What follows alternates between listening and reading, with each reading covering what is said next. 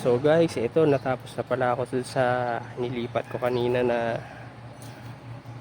mangga tsaka kalamansi. Ayan na sila.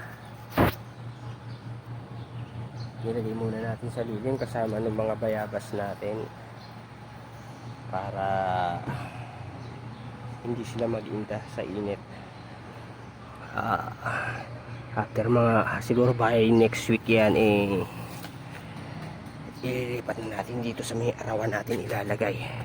So ang susunod naman natin project guys ay eto, kung nakikita nyo, eto, hindi kasama yung ano na yan, mga mangustin yan, mga tinanim ko na mangustin. Pagka ano, ililipat natin yan after natin mag markot no rambutan.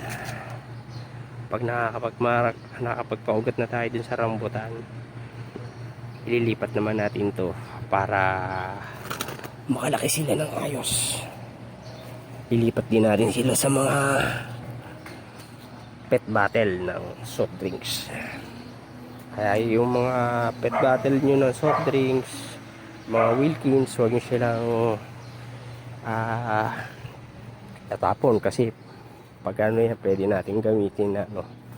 Kaya may mga, ayan, meron akong isang red cardinal natitirang mag-isa na nabuhay, tsaka yan ang ating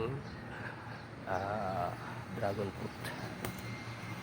Ito may mga papaya pa, hindi pa natin nailipat. Pag ano, lilipat natin doon sa kabila mo lote, ihahalera natin doon pambakod.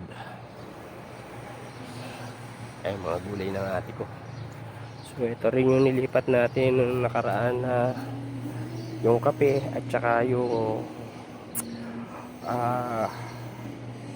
libas. Ito yung isa natin kape.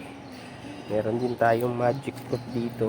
Ito, may mga cuttings na rin ako yan. Ayan, mga buhay na, hindi lang din na ililipat pa.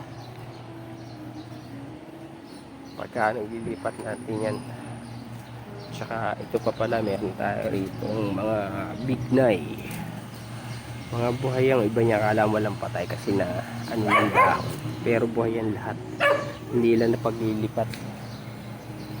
Pagka ano iayos natin. Tsaka ito yung isa natin Thailand, yung Bangkok na sampalok.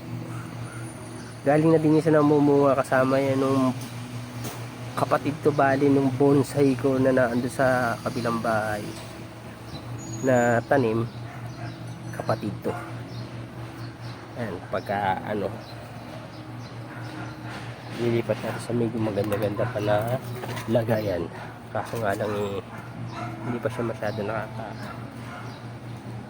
dahon uli ng bago kasi pagka nakakain ng uod.